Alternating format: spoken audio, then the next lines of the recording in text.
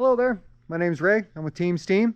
and today I'm out behind Flash Industrial Painting because we're going to begin the process of completely repainting from front to back this 2004 T800 Kenworth by first stripping everything off of here and sandblasting this chassis. As you can see, there's not even a tenth of the paint left on it. That's all the paint on this entire chassis is right here. Everything else is completely without paint. So I'm going to strip this grate off of here, pull these hoses back out of the way, pull these fender guards back out of the way, lowering the hood, lowering this cow catcher, lowering the hood so I can get to the front of the chassis as well, and pulling this step off of here so I can more comfortably blast inside of here.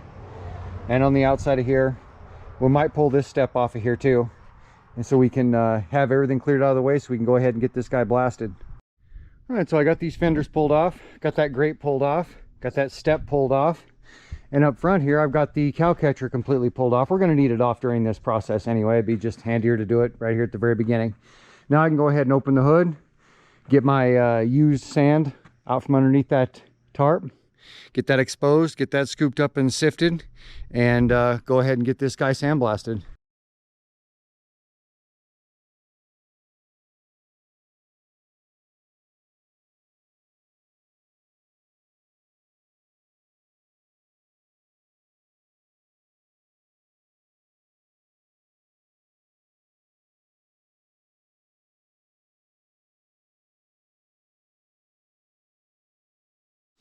All right, we've got it back inside, and this happens sometimes whenever you sandblast these rusty old tanks. You hear that?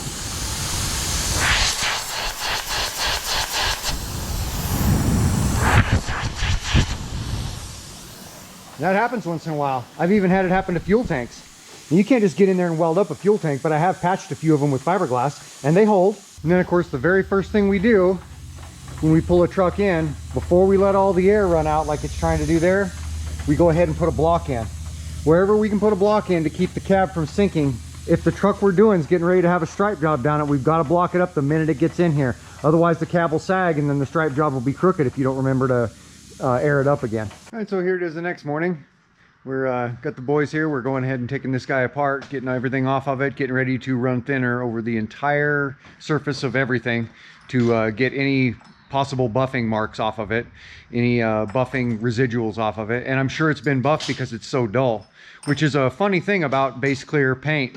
And I get this a lot when I get customers talking about how they want the good paint, and they just automatically assume base clear is the superior paint, but it's like any other paint. There's good base clear and there's bad base clear. There's cheap clear coat that goes over the top, and that's what we've got here. We've got a cheap clear coat that is turned into it's so flat, there's no gloss left in it. See, this here is not base clear, this is enamel, and this is probably original to the truck, and it still looks good. But this is base clear, and you can see the old stripe that was in it. It's only got gloss because the stripe was somewhat recently, within the last 5 years, removed. But look at this. See my hand, how kind of clean it is? Watch. Look at all that white. That's not dust, that's white, that's powder. And that's because somebody used a cheap clear coat on here, and you can see it's coming off. In numerous places, it's coming off. So a lot of this clear coat's gonna have to be stripped off here. And when you're doing a stripe job on something like this, that's pretty dangerous, because when you go to unmask on put together day, you could easily peel up somebody's cheap clear coat and it comes up with your paint, and then you have to deal with it. Another way I can tell this is not a factory paint job is, well, there's quite a few mistakes in it. You can see right here, runs. I've seen a few runs in factory paint jobs, but I can tell that this has been done. Somebody got in there and did some painting, and that's where those runs came from. And like right here, somebody did some touch-up in white, poorly, of course, and so we'll be dealing with that as well. Here's another example of where the clear just peeled right up when somebody was pressure washing it, just peeled up in sheets. So we'll be dealing with that. Here we're getting some of this masking done. Now, what you see behind me here is what I've called for many years now, decades even, a tape test. A tape test is when somebody else has previously painted this truck.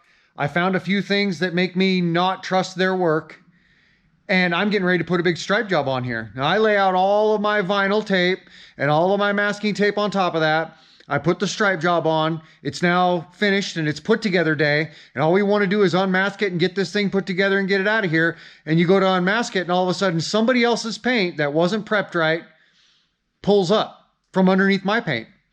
And now I've got major issues. Now I not only have to redo my paint without charging the customer for it, but I have to possibly strip off the paint job under mine as well. So now I have more work ahead of me than I had to begin with on put together day. Now we've got a whole nother week's worth of hard work in front of us at no extra charge to the customer. So it's up to me to kind of conduct a test to know whether or not I can even trust this paint to any degree to mask on it to begin with. And that's where the tape test comes in. And so what I'll do is I'll take the stickiest, toughest tape I can find. In this case, it's the Gorilla brand. This is some very sticky and thick stuff. Expensive, but it is good duct tape. And I put it on there in all the places because this stripe job is going to run here, here, here, and then there's going to be another whole stripe up here. But instead of just running it all lengthways, I just ran them crossways so I can get a good crosshatch sort of idea, good grid kind of idea as to whether or not their paint's going to hold up. Now and then I press it down hard with the palm of my hand, good and hard, maybe even a couple of times. Then I leave it for a few hours, let it get a good hold on. So now I'm peeling some of this tape off here, and sure enough, this truck is failing the tape test in numerous places, and I'll show you a few examples of that. The piece of tape that was right here, that I pulled off of here, is right here. See that paint? That paint came off right there.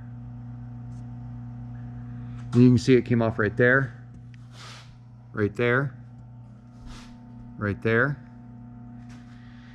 Then as we come around the corner, we had some come off down here. And then I'm just now pulling this piece off. I pulled off these two vertical ones and paint came off right up in here on both of them. And now you can see there's paint on the back of the tape. There's where the paint is missing.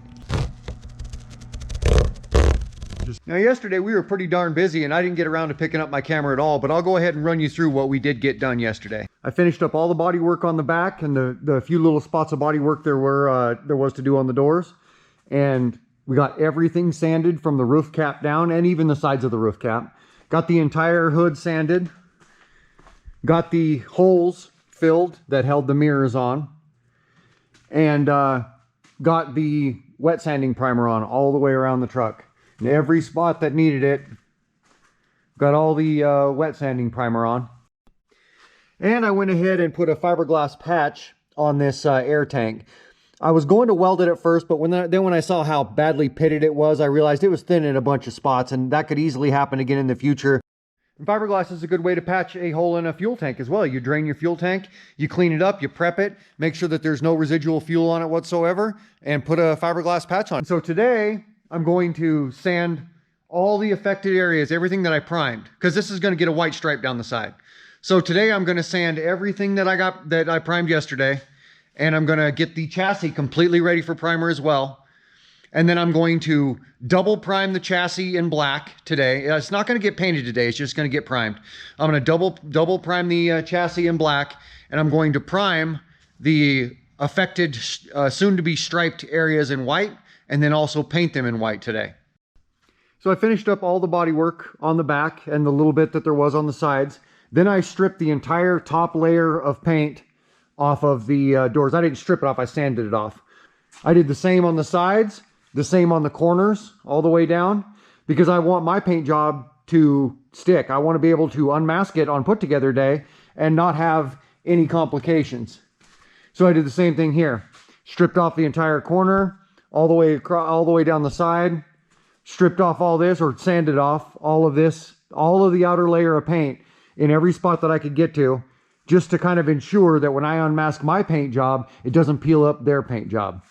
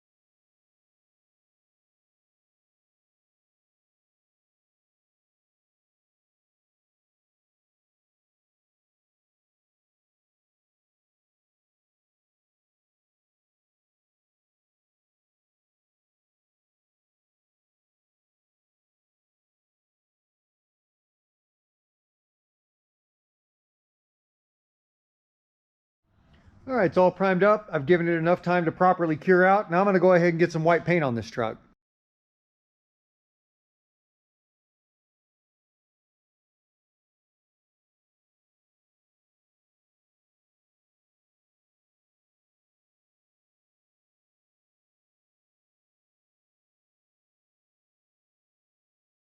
So as you saw, I got the white on yesterday. It's the next morning now. And now I'm going to check my reference. This person that is paying me to do this truck sent me photos of exactly how they want it to look. So I'm gonna reference those photos and start laying out a stripe scheme today. So I laid out at least half a dozen design variations in a number of different sizes and configurations. And this is kind of what I've settled on. Here I just have the hood striped with the initial vinyl. And then the bottom, the very bottom line striped all the way around the cab, both sides and the back of the cab. This is done on both sides. That way when the boys come in here in a few minutes, they'll have something to do while I'm laying out the other stripes, because they'll be filling all this in from line to line and from line to line. But this is kind of what I've decided on. And now I'm going to go ahead and take these lines all the way around the cab so we can go ahead and get them masked in solid and get this guy masked up today.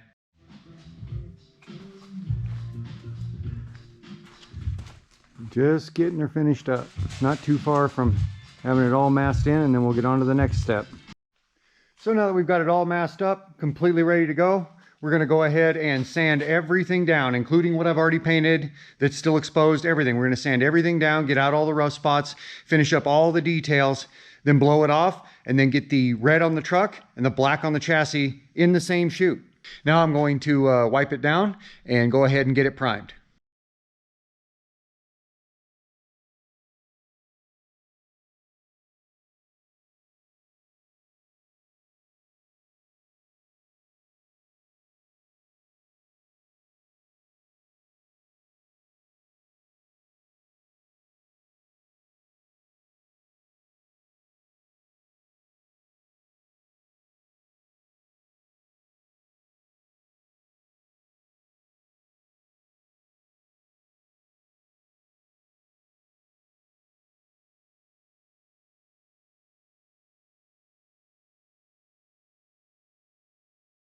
All right, got it all in primer, and primer's cured out enough. Now I'm going to go ahead and shoot this chassis in black. It got primed a couple days ago.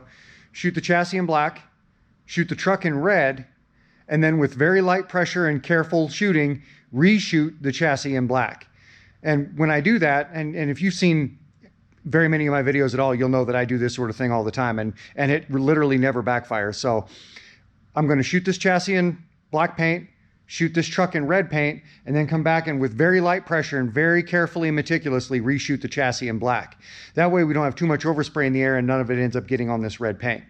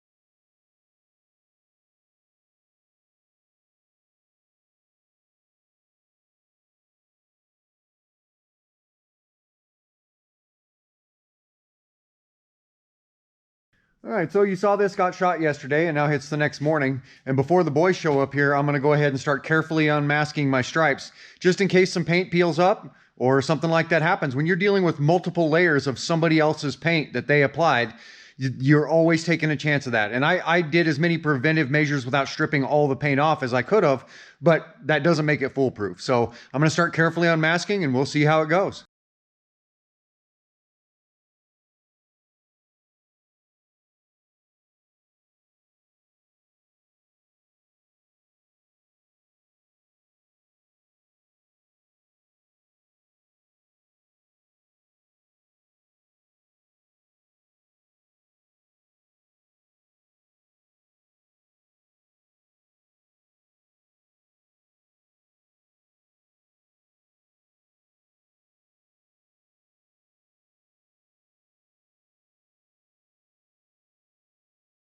All right, well, that went pretty well. I didn't pull up any old paint.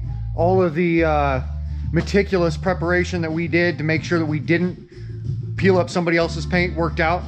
So now the boys are going to be here about any minute. We're going to go ahead and get this guy finished getting it unmasked and get it all put back together. All right, we're going to get her unmasked. Starting to put some parts back on it. In no time at all, we'll have this thing put back together.